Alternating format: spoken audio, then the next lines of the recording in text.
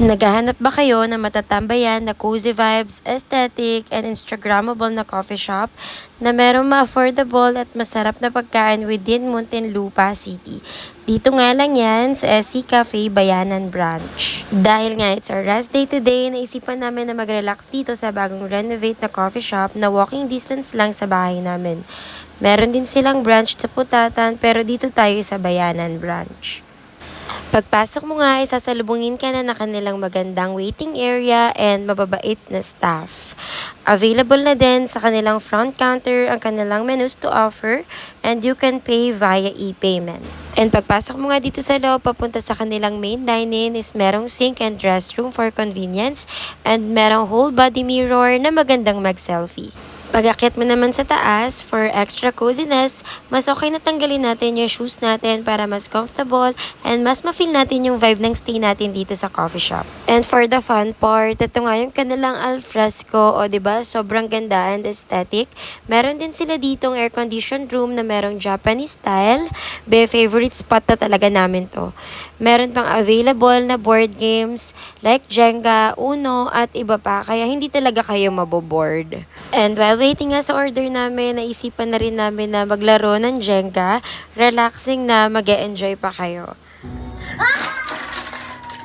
And for the main part, syempre ito na, let's try their food. Nag-order nga kami ng strawberry frap, cookies and cream, Java chip frap, red velvet cookies, Biscoff croffles, and pesto pasta.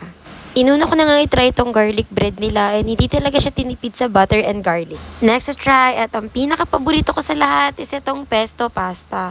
Nagustuhan talaga namin itong lahat.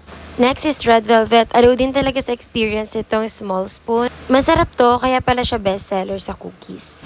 Pero top tier talaga sa akin na dessert is itong Biscoff Croffles. Siguro dahil first time ko siya natikman and hindi siya tinipid sa whipped cream and Biscoff, sobrang nagustuhan talaga namin to as a dessert.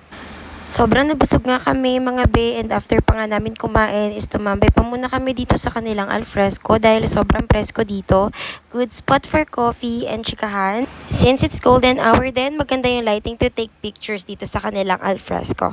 So bago pa nga kami umuwi mga be, sa sobrang sarap ka ng drinks nila na pa-take out pa kami.